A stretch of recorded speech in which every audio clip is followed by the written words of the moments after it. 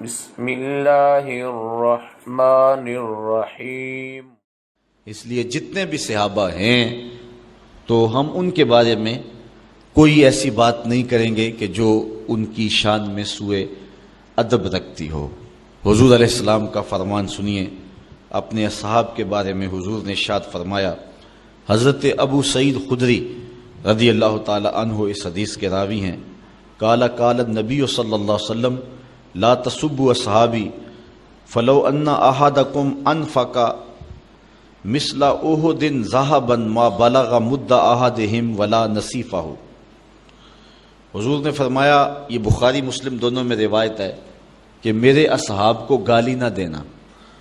اگر تم میں سے کوئی شخص احد پہاڑ کی مقدار سونا خرچ کرے، حالانکہ احد پہاڑ جتنا سونا خرچ کرنا جو ہے وہ کسی کے بس کا روگ نہیں ہے، 15 کلومیٹر پر پھیلاؤ ہے احد پہاڑ کا، تو اتنا سونا کس کے پاس ہوگا؟ پوری دنیا کے پاس اتنا سونا نہیں ہے، لیکن اگر کسی کے پاس ہو اور وہ اس کو خرچ کر دے، کتنی بڑی بات ہے۔ تو حضور نے فرمایا اگر احد پہاڑ کے برابر کوئی سونا خیرات کر دے تو میرا صحابی ایک مد جو خیرات کرے، تو مد ایک پیمانہ ہے، اس پیمانے کے مطابق اتنا خیرات کرے اور بعد میں آنے والا احد پہاڑ جتنا سونا خیرات کر دے، تو فرمایا کہ وہ میرے صحابی کے اجر کو نہیں پہنچ سکتا ہے، بلکہ اس کو جو ایک مد خیرات کرنے کا ثواب ملا ہے، اس کا جو اجر ملا ہے احد پہاڑ جتنے سونے کو خیرات کرنے والا اس صحابی کے آدھے اجر کو بھی نہیں چھو سکتا۔ نصیفہ ہو، جو آدھا اجر اس کو اس کا ملا ہے اس کو بھی وہ نہیں چھو سکتا۔ یہ صحابی کے عمل کا وزن ہے۔ اب صحابی کے عمل کا یہ وزن کیسے پیدا ہوا؟ اس لیے کہ اس کی نگاہ نے حضور کا جمال دیکھا ہے۔ یہی وجہ ہے نا، یہاں رک کر کے ایک بات کرنا چاہوں گا کہ جب صحابی کے عمل کا وزن اتنا ہے کہ احد پہاڑ جتنا سونا خیرات کر دیا جائے تو پھر بھی صحابی کے ایک مد جو خیرات کرنے کے آدھے اجر کو بھی بندہ نہیں پہنچ سکتا، تو پھر جس کے چہرہ نور کو دیکھ کر کے اجر کا اتنا وزن بڑھ جاتا ہے، تو پھر امتی عمل کرتے کرتے نبی سے بڑھ کیسے سکتا ہے؟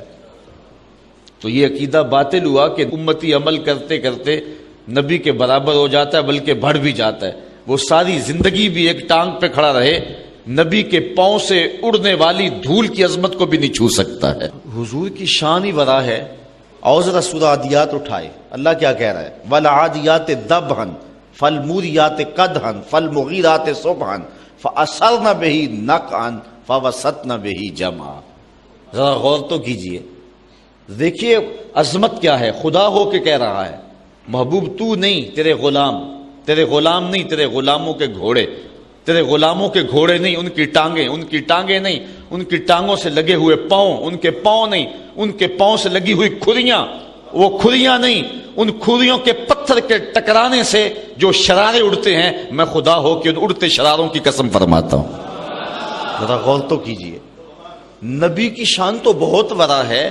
نبی کے غلاموں کے گھوڑوں کی ٹانگوں کے پاؤں کے ساتھ لگی ہوئی کھریوں کے ٹکرانے سے، پتھر سے جو شرارے نکلتے ہیں، اللہ قرآن میں کہتا ہے مجھے ان شراروں کی قسم۔